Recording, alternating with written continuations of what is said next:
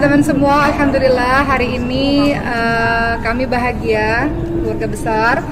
Alhamdulillah karena hari ini adalah wisuda dari perkuliahan yang sudah saya jalani sekian tahun ini. Dan saya bahagia karena dihadiri oleh suami, oleh anak, oleh ibu, dan juga oleh Icis dan juga Moana. Dan biasanya kalau wisuda-wisuda begini memang saya selalu happy dan pengen anak-anak ada, karena supaya anak-anak lihat acaranya dan kemudian mereka termotivasi untuk juga bisa belajar dan bersemangat untuk bisa berkuliah insya Allah. Tapi yang menarik pada hari ini teman-teman sekalian, karena nggak cuma saya yang di wisuda, tapi ada Ustadz Syam juga, ada Ustadz Subhi juga, dan juga teman-teman lainnya. Dan yang menarik di wisuda kali ini adalah saya ada pesantren tahfiz teman-teman sekalian, dan banyak sekali rektor-rektor dari berbagai macam kampus yang memberikan beasiswa untuk anak-anak tahfiz. Dan rektor-rektor itu pula, kepala-kepala kampus itu pula wisuda bersama-sama pada hari ini. Jadi bahagia bertemu dengan berbagai macam teman-teman. Dan juga tadi ibu, saya nggak tahu kenapa tadi ibu nangis. Iya, terharu. Kenapa bu? Waktu Oki promosi dokter ibu nggak nangis. Sekarang ibu nangis. Terharu, bahagia, senang banget lah semua lah. Coba contoh-contoh semua nanti ya, bermotivasi biar anak-anak juga nanti. Amin ya Allah. Nanti Mona juga mau wisuda Iya, kayak insyaallah. Uma Oki. Amin. Ya kayak saya S3 lah. Amin. Moana, nanti pakai ini ya, pakai toga ya. Pakai ya nak. Nanti pakai toga ya Moana. Iya tenang. Jadi Tawa ya. jadi yang buat saya terenyuh juga karena ibu tadi memberikan saya mau menyalami ibu, dan kemudian ibu juga menangis. Ibu apa sih doanya bu? Doanya apa selama ini? Doa lah semoga anak-anak semuanya berhasil, baik, sopan, berguna bagi agama, Amin, nusa, ya bangsa, Allah. masyarakat semua lah. Amin, amin, amin. Dunia akhirat, selamat dunia akhirat.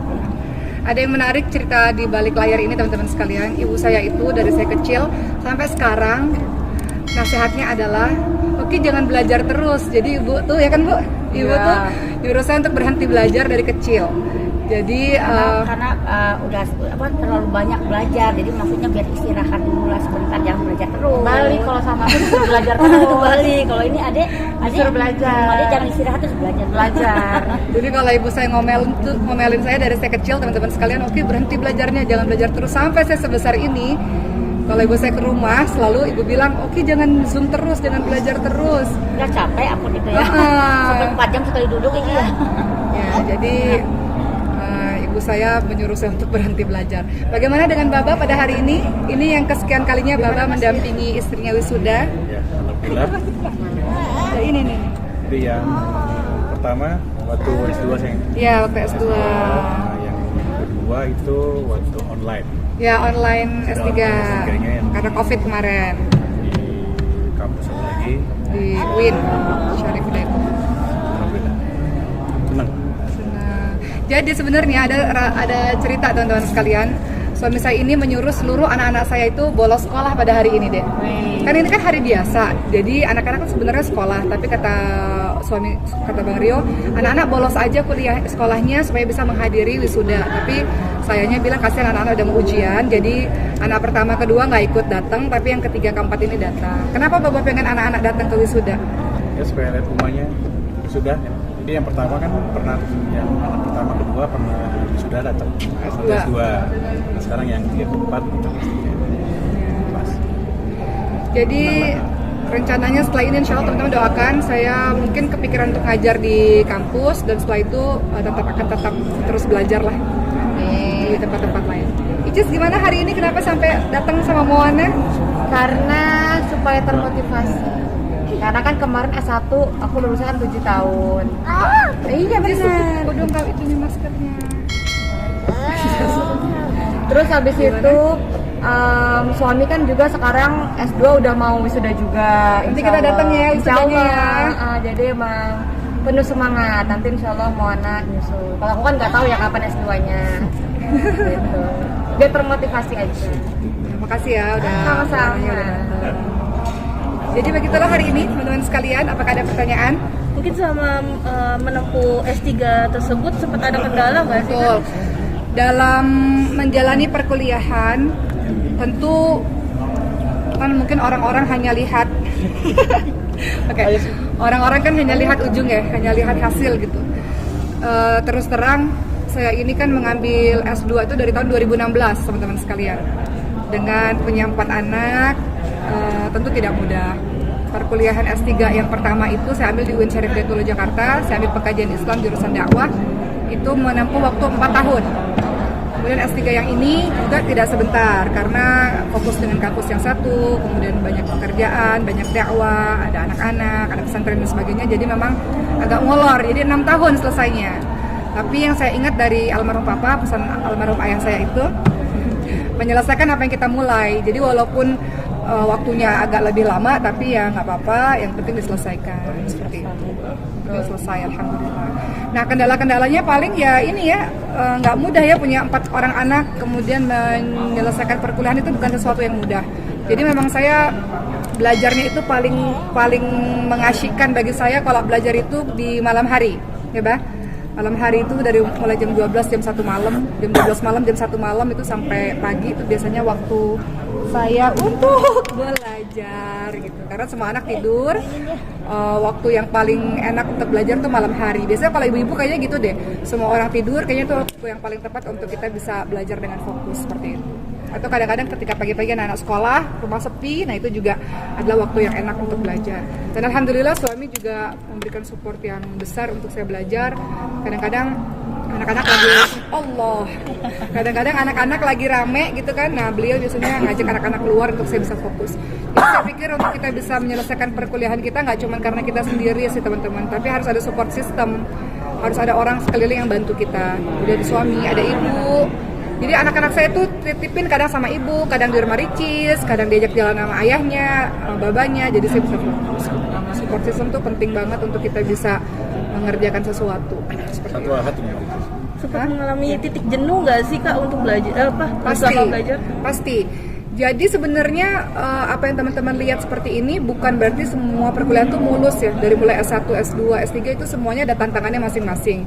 Ketika perkuliahan S3 khususnya yang sekarang ini dibilang jenuh, iya, karena saya sempat bukan jenuh ya, mungkin karena saya butuh waktu untuk rehat dulu, merefresh pikiran dulu. Jadi memang beberapa saat tak tersentuh lah disertasi itu.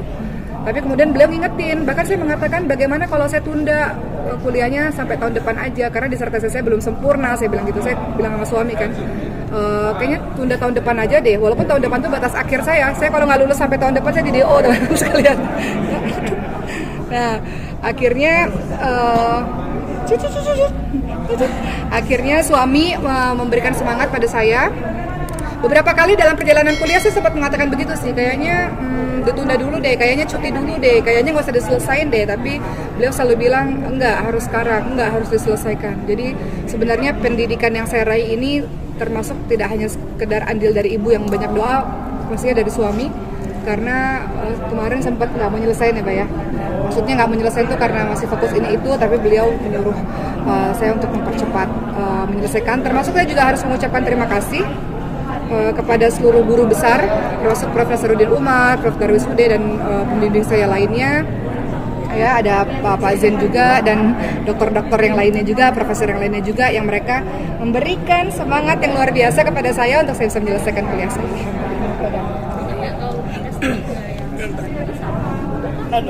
Jurusannya beda.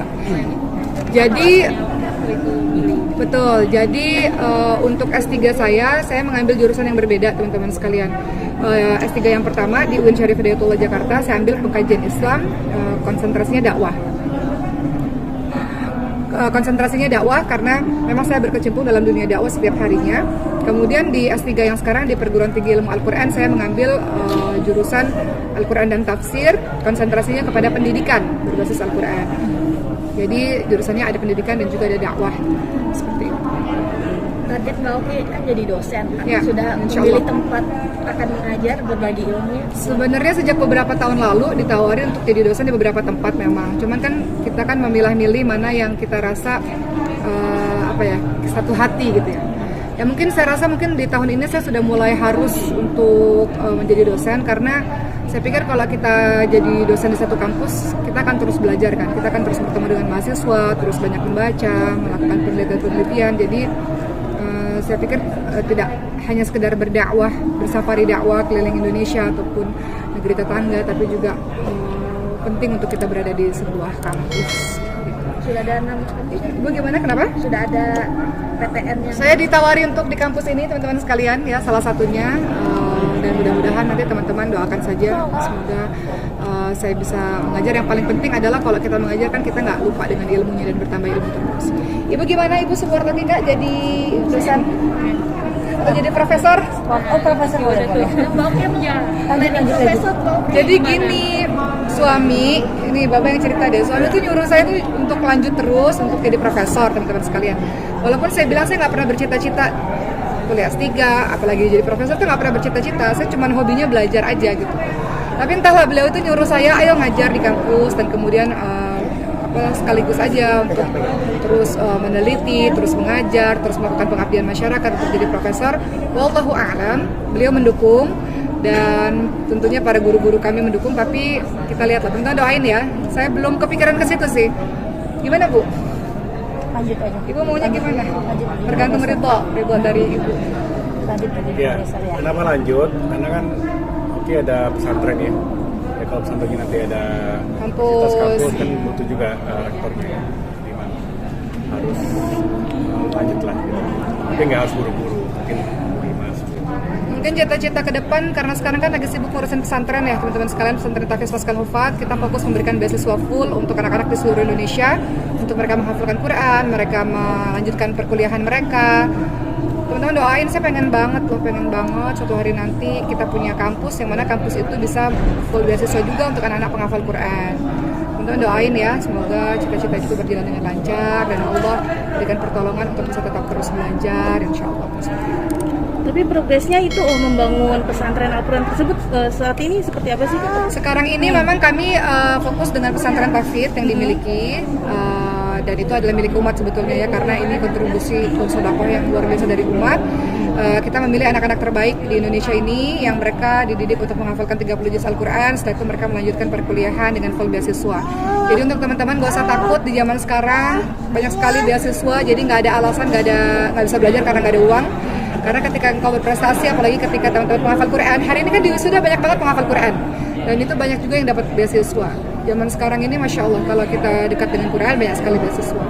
Jadi sekarang aktivitasnya lebih banyak ke situ sih teman-teman sekalian. Lebih banyak memang safari dakwah, ngurusan pesantren, kemudian pastinya ngurusin anak-anak yang 4 orang anak, dan lebih banyak ke dunia pendidikan sebetulnya. Dan senangnya ibu dan suami memberikan support seperti itu. Mungkin kadang-kadang saya berpikir gini, kayaknya saya jadi istri itu nggak terlalu mengasyikkan gitu ya, karena saya jarang banget untuk pergi keluar sana keluar sini gitu. Tapi alhamdulillah beliaunya ridha ya Pak ya. Alhamdulillah. Jadi saya nggak terlalu suka kesana kemari, dan suami memberikan ruang pada saya yang banyak untuk bisa belajar. Gak apa kan Pak? Ada belajar terus. Disertasi saya sebenarnya pada kali ini adalah pendidikan Islam moderat dalam keluarga berbasis Al-Quran.